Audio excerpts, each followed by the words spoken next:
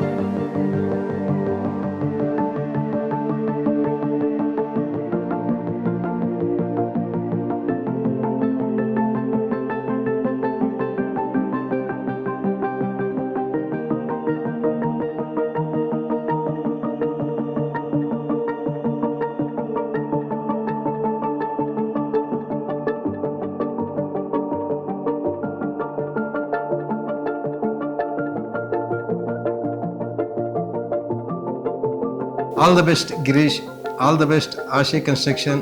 ಮುಂದಿನ ದಿನಗಳು ನಿಮ್ಗೆ ಒಳ್ಳೇದಾಗಿರಲಿ, ಒಳ್ಳೆ ಆಪರ್ಚುನಿಟಿ ಸಿಗಲಿ ಅಂತ ನಾನು ಕೇಳಕ್ಕಿದ್ದೀನಿ. Good luck.